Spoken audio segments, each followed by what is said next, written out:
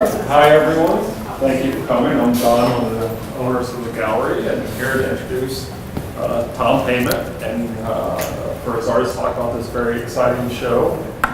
Just to give you, so Tom doesn't have to go through the nuts and bolts of it, just a little overview of what we have here is this is Tom's 20th anniversary with the gallery. So we did a 20-year retrospective on these walls. We have a mix of Tom's work over the 20 years, going through these different periods, styles, and subject matter. And over here, we have the more recent new work. Tom designed all the installations and brought down maps and helped us hang it all. He hung a lot of it himself. And we had 86 different paintings in the show, which I think probably exceeds Greenhut's record by, I don't know, 50 some odd paintings. I think it's safe to say. So anyway, Tom has a lot to talk about, given what we have hanging on the walls right now. So I'm going to make this brief. Just give you a little Tom's background. He has a BS in mechanical engineering from the University of Maine, and after working for some years in the aerospace industry, he wanted to explore the creative aesthetic side of things and went to the University of Iowa and got an MFA in printmaking, studying under Mauricio Lasansky. He then taught at Hamline University in St. Paul, then moved back to Maine, and has been painting and creating art for the past 30 years. And so with that, I'll have Tom come up and talk about this very exciting show that we are very proud to display.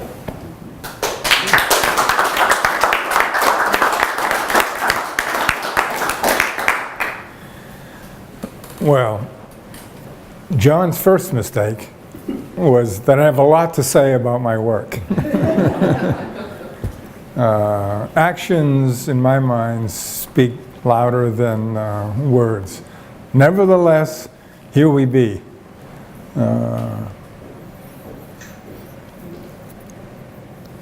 I might talk about the mathematics of what we did here. If you have 4 face cards lined up, there are 4 factorial ways you can set them up. 4 factorial being a mathematical term that probably most of you know, which means 4 times 3 times 2 times 1. If you have 5 items, 5 factorial, 5 times 4 times 3 times 2 times 1. So if you have 4 items, 4 times 3 is 12, times 2 is 24. You have 24 ways of setting up those 4 cards.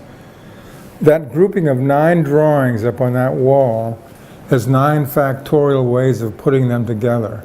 That amounts to 362,880 ways of putting those 9 little drawings together. And so that alone is just so mind-boggling to me that it makes you realize that when you have things laid out, that the ability for the brain visually to sort of make sense of how you're going to do things is very, very, very magical almost. There are 11 pieces here. There are 39 million ways of putting these 11 pieces together. So I really found in my own brain the fascination with how this all came to be. This was really quite a project for me, and it couldn't have come about if I didn't happen to be in a studio in Bath, which is an old 1860 building that was bought by a friend of mine in the year 2000. He renovated the 2nd story building. 3rd story was open he knew I was looking for studio space, so he asked me if I was interested in renting it for just a little bit of rent. And so since 2000, I've been in this building that happens to have adjacent to my studio probably my working space, a little bit bigger than where we are here, maybe twice as big. But adjacent to it happened to be a space where the Masons, through a number of years, had their meetings. And that space was 50 feet by 32 feet with huge 16-foot domed ceilings. As the years went on with my being there, works build up. Brown, you understand the buildup of pieces you have. I would put them in this area. And so a couple of years ago, with all these paintings in this room, I started placing these paintings on the 32-foot wall, 12 feet high, and ultimately I came up with 65 paintings built on this whole wall, making a piece, really. It was a unit unto itself. By the way, mathematically, 65 factorial runs into a number that has 90 digits. And so that's always fascinated me, that aspect of things. But I knew we couldn't put that 65-foot, the 65 paintings on that 32-foot wall here. So I had to break it down after measuring the walls, the tolerances that I had. We had 8 foot, 8 inches here, so many feet, inches there, and so on. And I started putting these together in a way that made sense to bring them into this space. If I hadn't been in this building with these huge walls, I really wouldn't have been able to do it, because visually I wouldn't have been able to get an idea of how to do it. And the interesting thing is, over that 20-year period, my work evolves into different time periods as far as imagery. And it's not like I have a 20-year time period of flowers. I have these different aspects to it. The fret series was really always an integral part. This was early in the game. This was way early in the game. This was like 1998. This is probably the beginning, the early abstracts. But as it developed, I realized that I could use the different time periods and try to compose in a way that made sense visually. And I must say, I really have not been involved in a project where I have been so satisfied with the completion of it. Generally, artists always want to take it further, take it further, take it further, and so on. This one, I really realized I actually patted myself on the back. And not having seen this for a couple of weeks, coming in here, I really feel comfortable that this is really a dynamite sort of execution of an idea. So I really don't know what to say as far as what my work is about. My work is about what you see. How I got there is pretty complicated, like every one of us. How we got here, this moment, we all have our journeys, and it's all pretty complicated. But I will say that as a kid, I really was not exposed to art.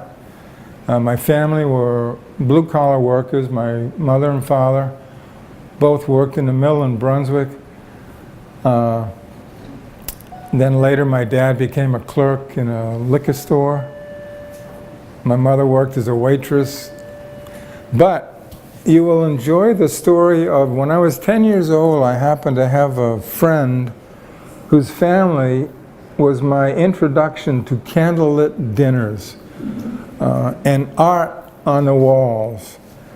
And one of the paintings that as a 10-year-old boy that I remember being sort of struck by was two cocks fighting. It was a painting about this big that was really well lit, really nicely displayed in the house.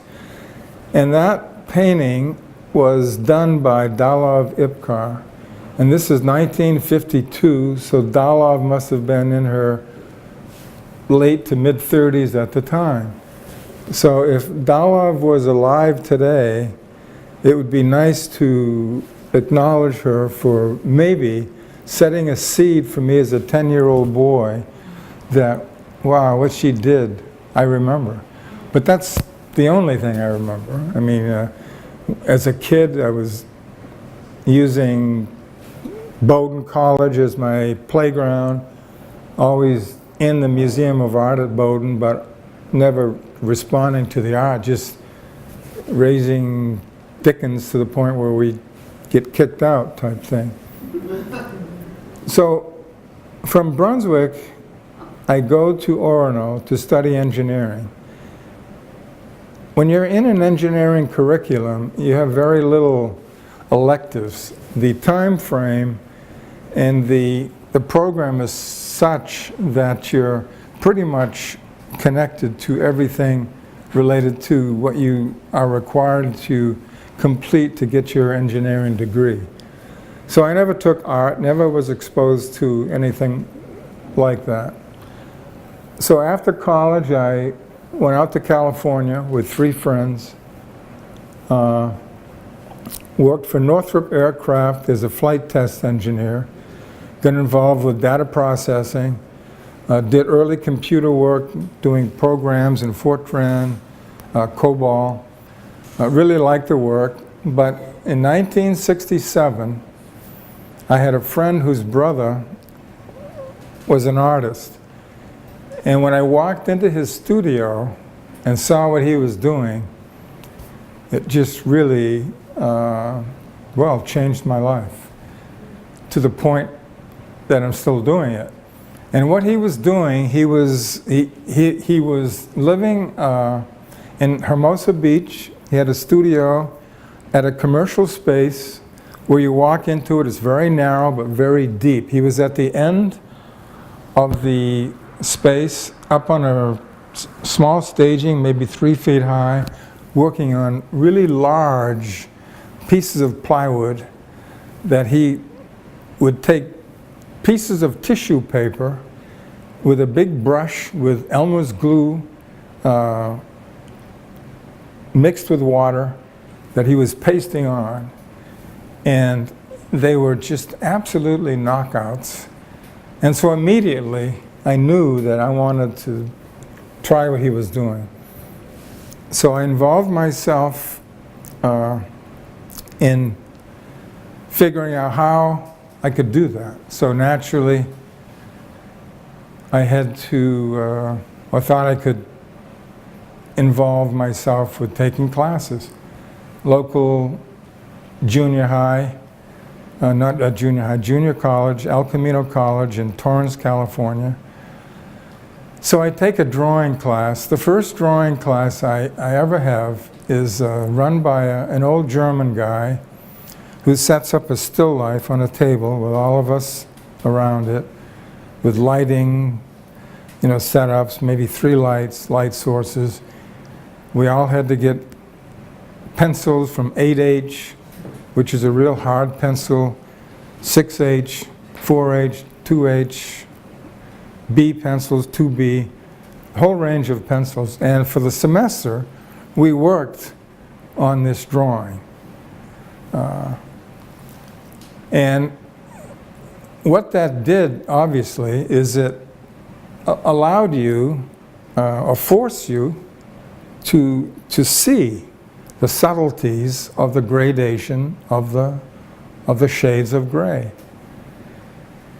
And so that was really pretty interesting for me. I really enjoyed that.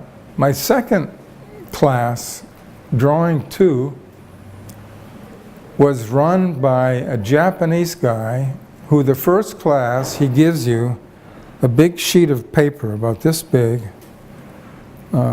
really a lot of weight to it, really a terrific piece of paper, a bottle of ink and a brush. And he says to dip your brush into the ink and make a mark. And so all of us look at one another and we say, what do you mean, make a mark? He says, just dip your brush in ink and make a mark. So we dip our brush in the ink and we make a mark. And he says, now make another mark. And this goes on for 4 or 5 different dips and things, and we're all just splashing around. And he comes around the room and looking at what we're doing. He stops in back of my chair and he says, what's your name? And I said, my name is Tom. He said, Tom, you're doing a good job. not having any idea what he's talking about. But in retrospect, I realized that what he was doing was he was talking about freedom. He was talking about the ability to just let go. And in contrast to that, there's a story about de Kooning, William de Kooning, that I always remembered. When William de Kooning was 44 years old, he was invited to teach in 1948 at an experimental college in Asheville, North Carolina, outside Asheville, called Black Mountain.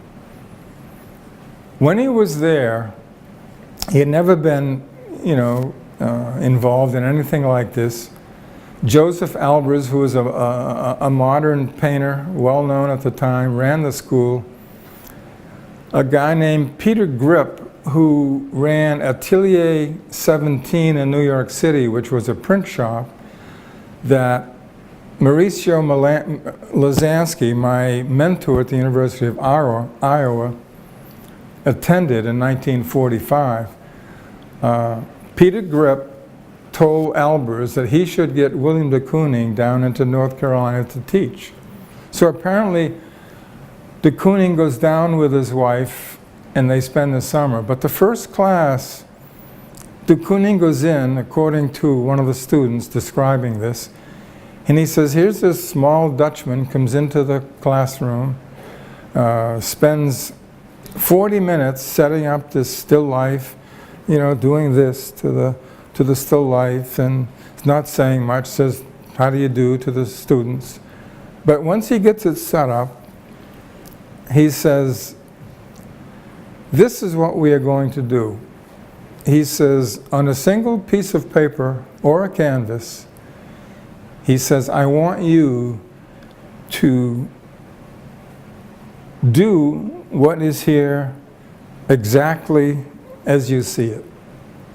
And then he says, we are going to take that drawing or painting, and he says, we are going to work on it some more.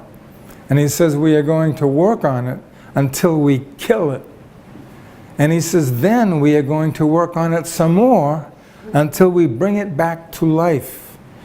And so I love the fact that my first drawing teacher said, we're going to do this. My second drawing teacher says, we're going to destroy that.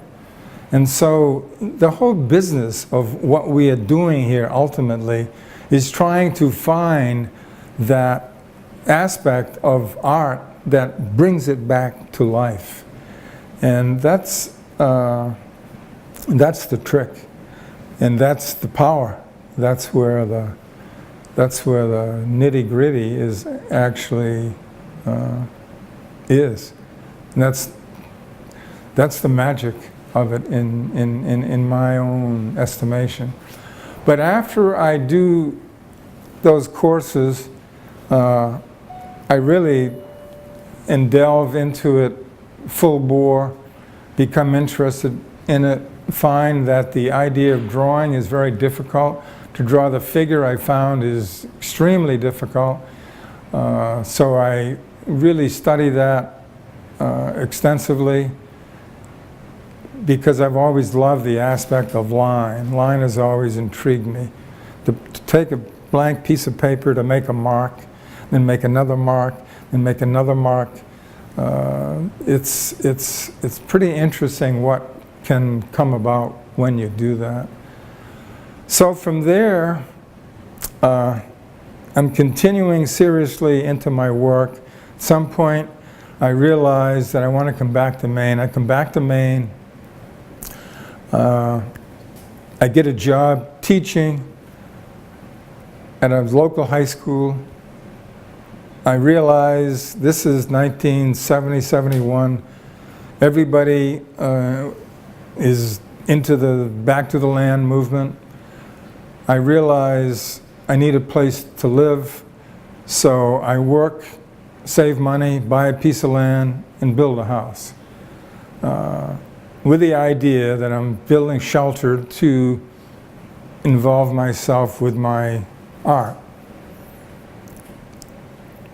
1979, I have a girlfriend who is from Iowa, and she decides to go back to school to pick up her graduate degree.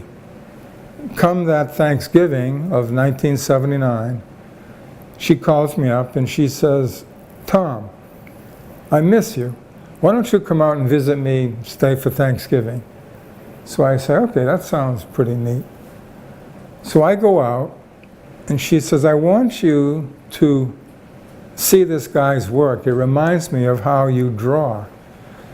So I go to the Museum of Art in Iowa City and I see this guy's drawings, which are actually in a setup pretty much similar to the sliding doors back there, but much, much bigger. The drawings are probably 6.5 feet, 7 feet tall by this large, and there's probably 24, 26, 28 drawings. And as I slide each of them out, I am absolutely floored by what they are. I'm really, really excited. So I get back to Karen's place, my girlfriend, and I say, "Gee, I have to contact this guy." So I call him up and I say, "Is there any chance that I can model for you in your studio?" And he said, no. He says, "I'm not using a model now." And I said, "Well, how about if I just come by and spend some time with you?"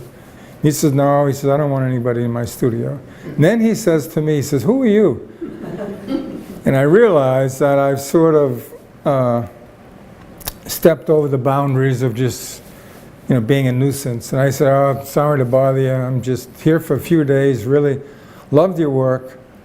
I'm going back to Maine in a few days and just wanted to meet you." He said, "Maine?" He said, "I have a cottage in Maine." And he said, "I have a cottage on Vinyl Haven." And he invited me to meet him at the print shop the next day.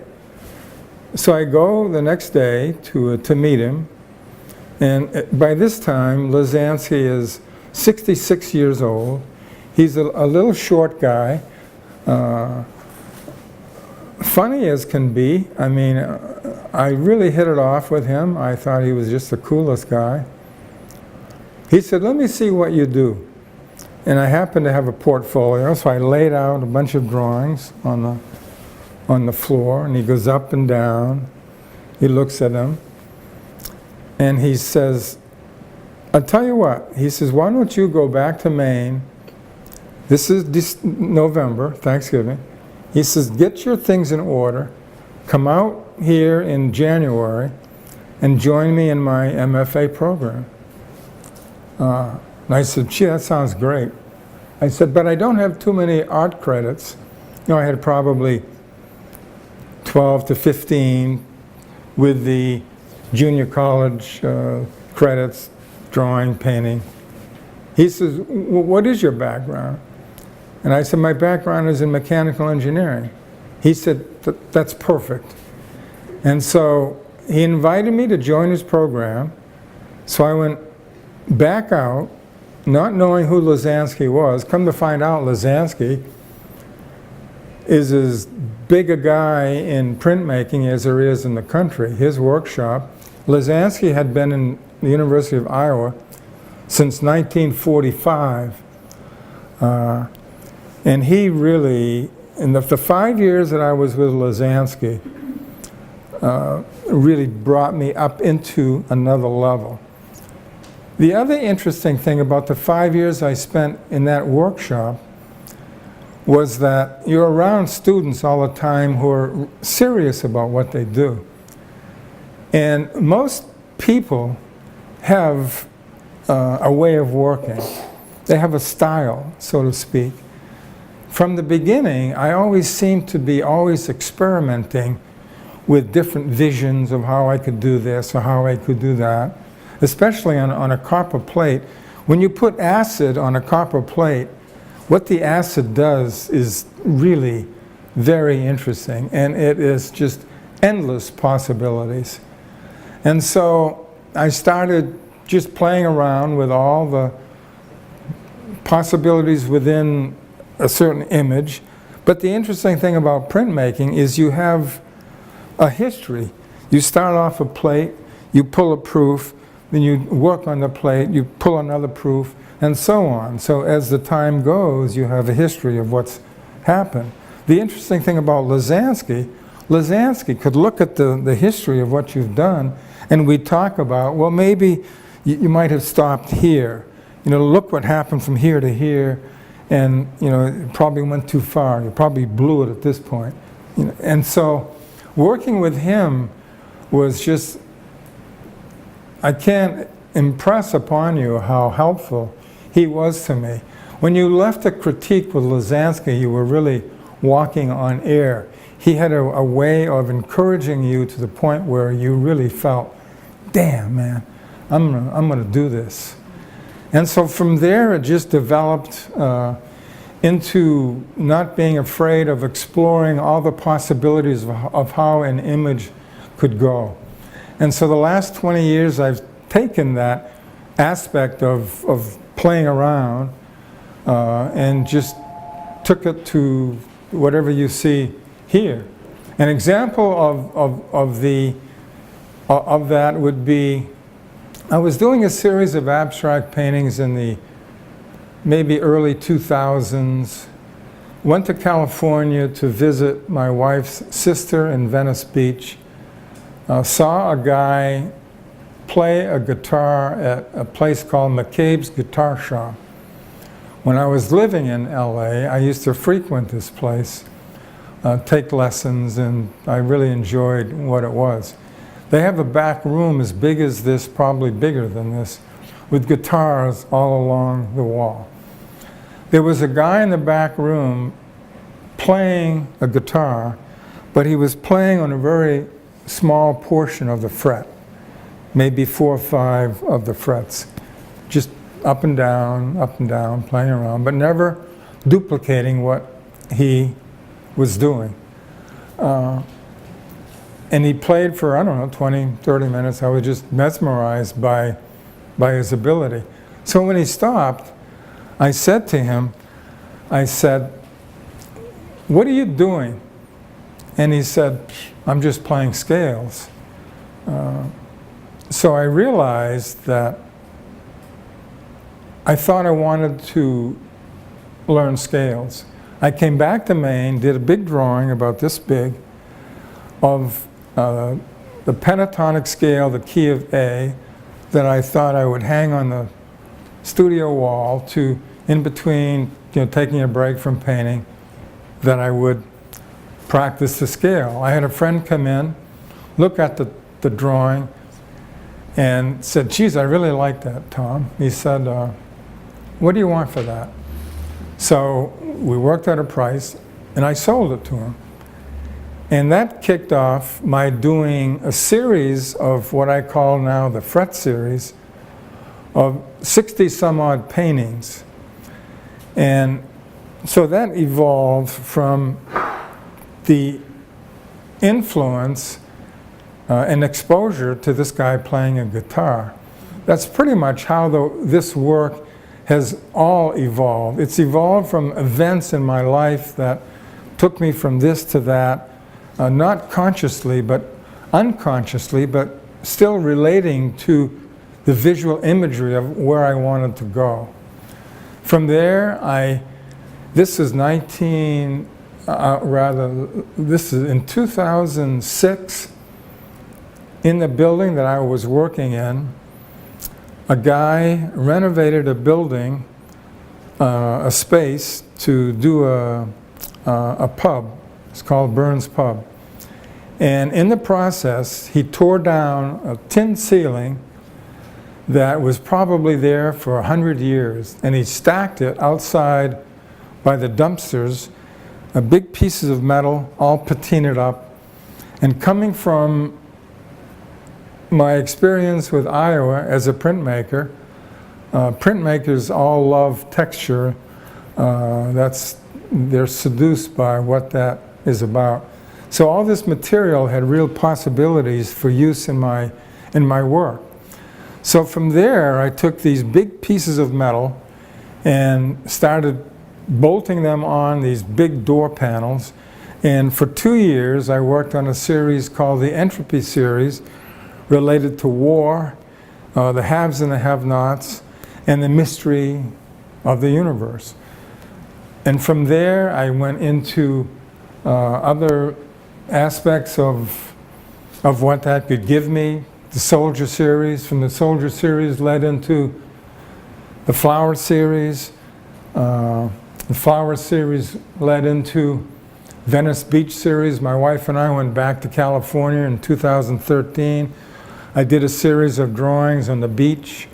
I wanted to capture the unbelievable excitement and all the data that was there on Venice Beach Boulevard, the boardwalk, all the colors and the shapes and the people.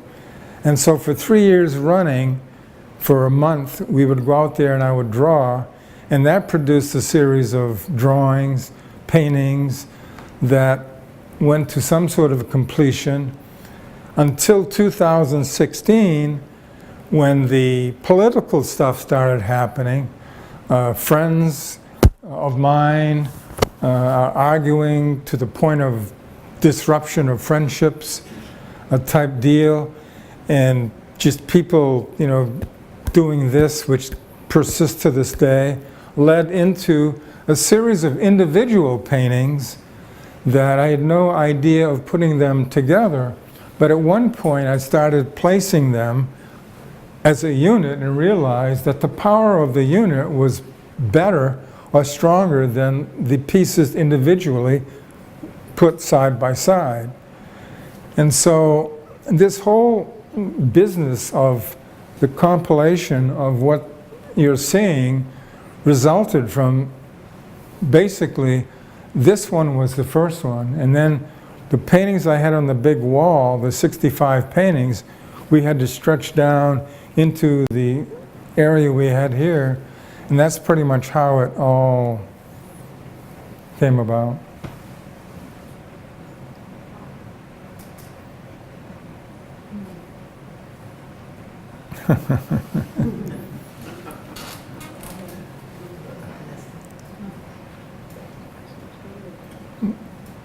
Brian.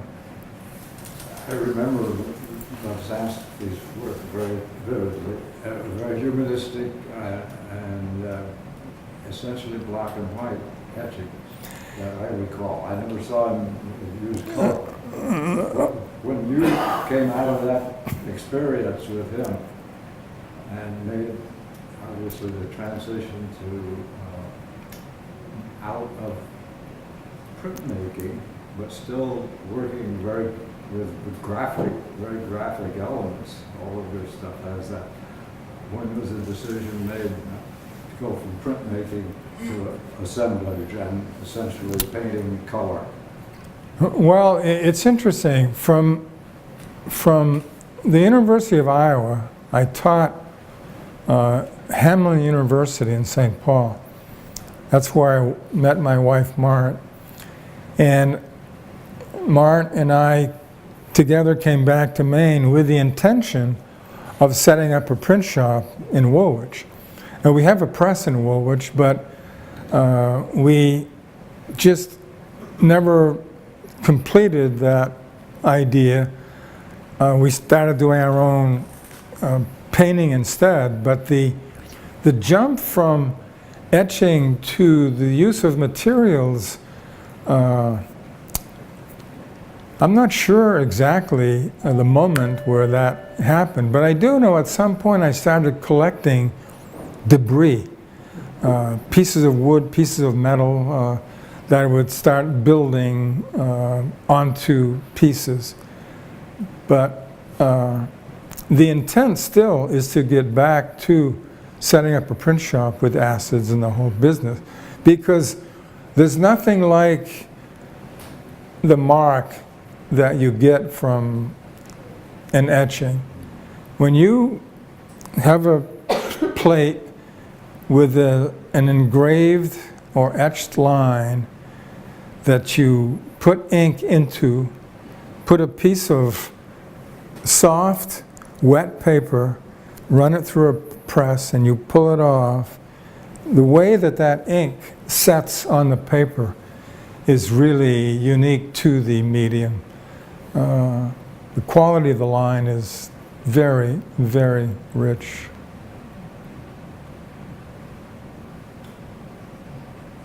Well, Tom, you have, there's actually some parts of prints in the work, right? Like the feet here, and those are the plates over there. Well, actually, they are prints, but they're wood cuts and they're linoleum cuts. I did find the woodcut and the linoleum cut mark is still, see, when I was at Iowa, that's when my true love of drawing solidified. And even though I use color and shape, my primary love, deepest love, I should say, is in that graphic mark. But it's not quite the same as what you get from an etching, that quality of what you get off a copper plate.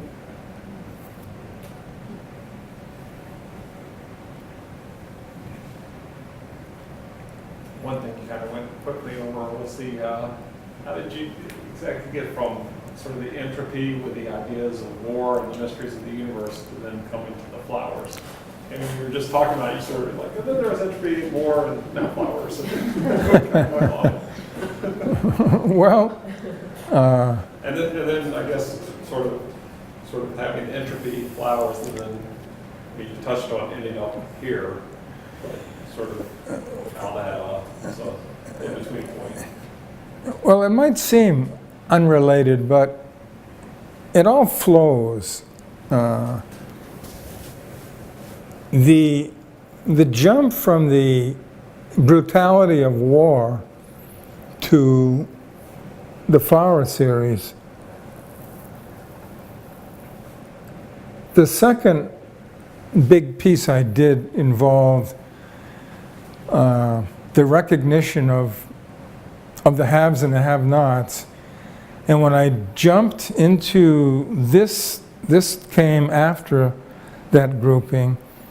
I still had a use of collage, but I wanted the concept of, even though the poor people of the world are extremely poor, my own experience with poor people is they're poor, but in many cases they seem no less happy than we who have more.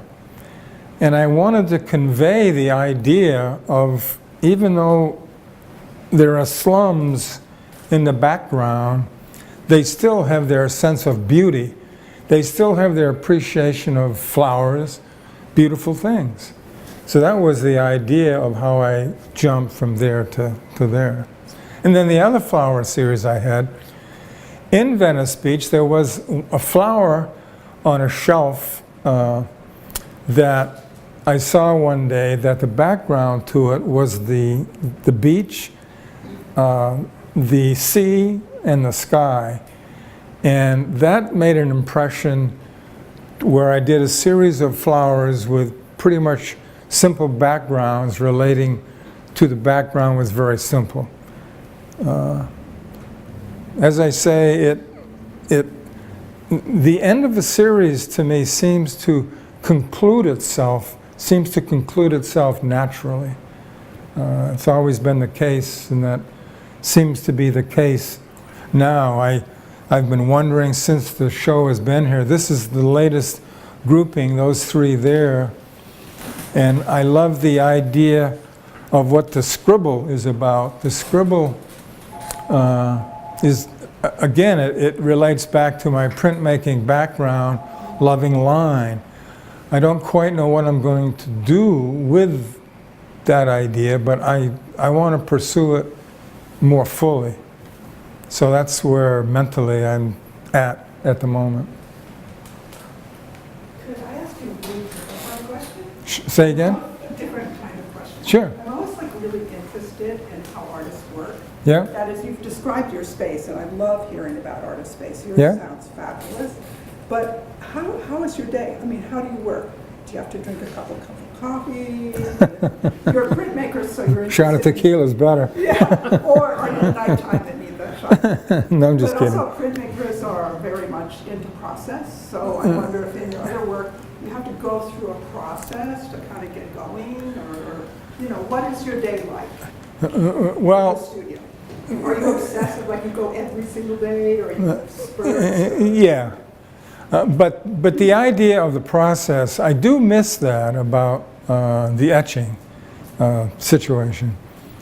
I did like the break from the actual creating, where you are inking the plate, you're wiping the plate, you're printing the plate, you're doing the proof, you're reworking.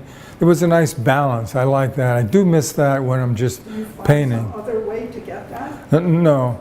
But my general day is, I usually get to the studio around 10 o'clock. I take a break in the middle of the day for an hour, and then I usually work till 6.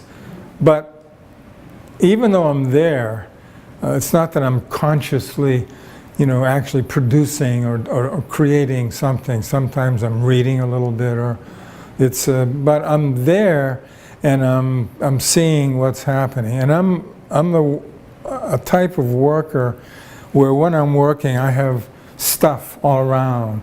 And if I have stuff overlaying something else, that overlay of stuff sometimes will be a piece that I'm going to work on next. It's all about shapes and form and color for me. I respond to structure is the key. The structure has to work. And the best example I can think of this is Matisse. Matisse there's a book on Matisse which is literally that thick. Thousands of pieces. If you open that up and look at anything Matisse ever did, the thing that impresses me the most is how structurally it is so sound. And so, as I'm working, oftentimes, many times, things will just happen as a result of haphazard things taking place, and you respond to it visually, and that becomes a piece. But I do work steadily. I found that if I don't, nothing gets done. And I think most artists that I know, their methodology is to work. You get nothing done if you don't. But printmakers and sculptors are really lucky, because I do printmaking and I feel really lucky because I have lots of technical things to do to sort of get going and get into things. Oh, yeah. So I can spend all day in my studio and just slips by, because when I'm not ready maybe to, I don't know how you do it, where you're just facing the canvas without a lot of process to work up to it. Well, You know, everybody has their way, and I really see the thing about Lazansky. Everybody who left Lazansky's critiques, and the way Lazansky would critique, there was a hallway outside the print studio, and the print studio was absolutely magical. 4 big presses, the odors of the inks and the kerosene, the alcohol, the asphaltum. It was just, everybody was into their work. So Lazansky would have you lay out your recent work in like a 30-foot line, and he'd go up and down, and he'd talk about it. And so everybody did the same thing with him, but everybody, when they left his critiques, felt the same way. They were just riding high on the way he could take a student and just give him confidence and just urge him on. He was really, he was quite something. Tom, I've heard you describe when you're working on a new series, how sometimes you'll be laying in bed and suddenly you'll kind of get a number of ideas and you'll see how it's going to go, and you'll come to the studio and you'll have not the whole thing figured out, but you know how you're going to go. You know what you want to do, what medium you want to use, and you have a lot of ideas in your head when you walk in the door. And then you start working, and some go and some don't, but you have it seemed like you oftentimes had something pretty clear in your mind, and at least how you're going to get started and how many pieces it was going to be and where you might go with it, and then you just start working on it. Well, So it didn't feel like you were a blank canvas. You'd walk in the door and you already, in your imagination, you'd already seen what you might do. when those things happen, those are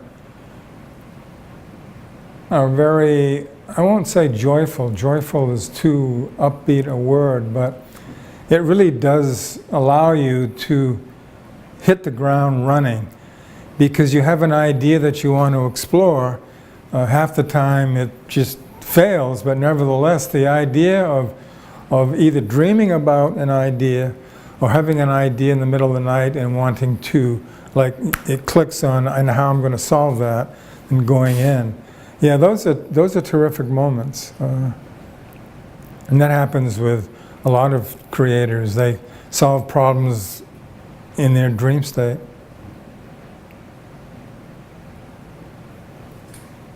Seems like right from the very beginning you collage newsprint into things. It seems to me over the whole course of the work there's a real subtext of language that comes out in these last paintings very, very powerfully.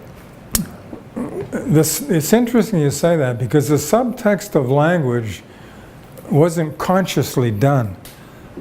It was more used as a graphic element, and the quality of the print itself.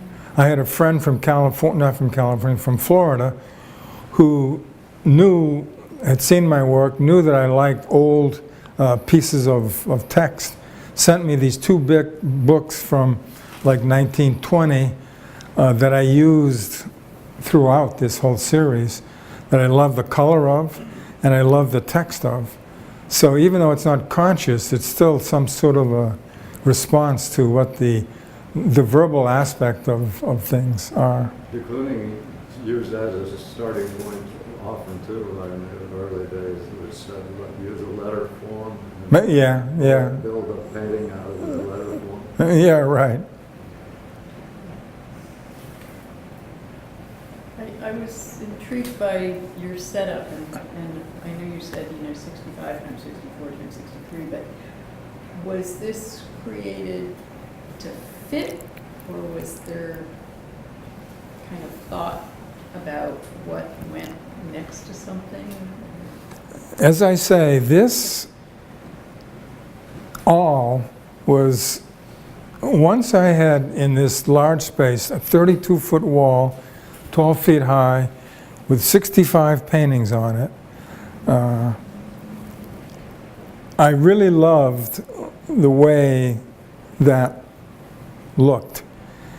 And the fact that I had all these different ways of working, it all seemed to work together as a unit. So what I did do is, as I say, measured 8'8" here, 11'6" there, and since I had this huge studio, I could snap a line, snap line, so I did a rectangular size of this. And then I started putting the pieces on, and that's how all the walls, the 4 walls, came about. Yeah, it was a puzzle that really, absolutely, physically and mentally, has just maxed me out. I mean, I have been trying to take a break from this ever since this was hung.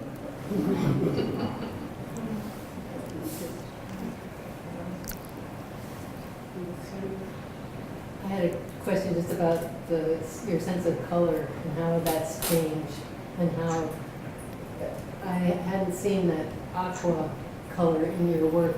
You did that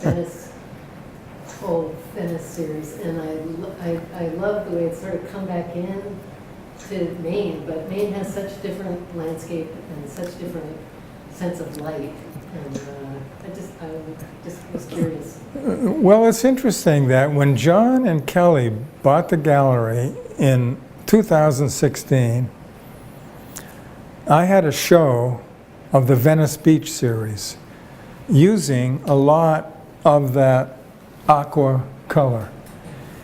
And being there, the aqua color was a color of Venice for me. And I just really fell in love with what that color was about.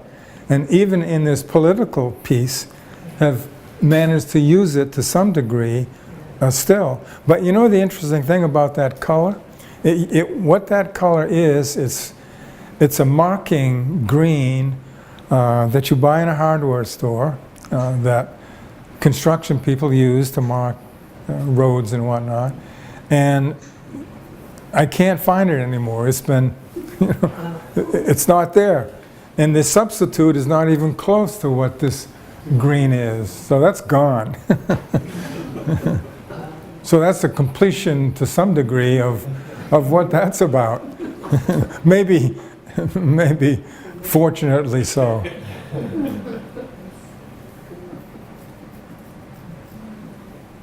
Yeah. I'm so drawn by these. Oh, I'm glad, because that's where I'm headed. Yeah. And I think for me to reveal beauty in times like this, when there's such Yeah, outrageousness, yeah. and the combination of the beauty of the line that depicts something that's beyond imagination, the way of what's going on.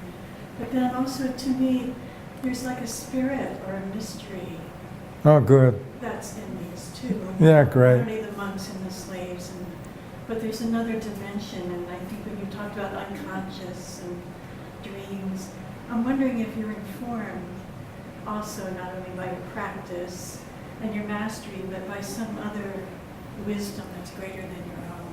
Oh, well, we all are, sure, absolutely. Yeah, no, we all are tapped into that. But you know, the interesting thing about this scribble stuff is, over the years, it's rare for me to put a signature on my work, because the difficulty of finishing a work is such that once I'm done with that last whatever, with like a sigh of relief, I think I have it. To make any sort of a mark extraneous to what that piece is about interrupts the integrity of the piece. And so I've always had difficulty of, like this piece, how am I going to put a signature any place on that? It doesn't work. But in the process of the scribbles, it was my handwriting overlaid. And so I love the fact that even though I haven't signed my pieces, it's my handwriting, which is even better than my handwriting, because now somebody can say, oh, I can tell what that guy's about. That guy's absolutely nuts.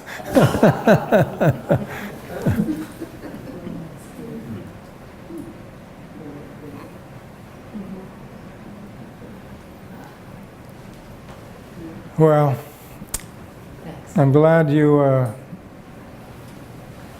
seem to be responding, because all of us really were pretty excited about this unorthodox way of hanging something in Greenhut Gallery.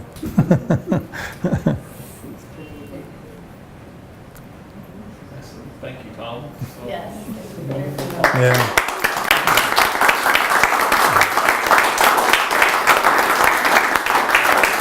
Thank you.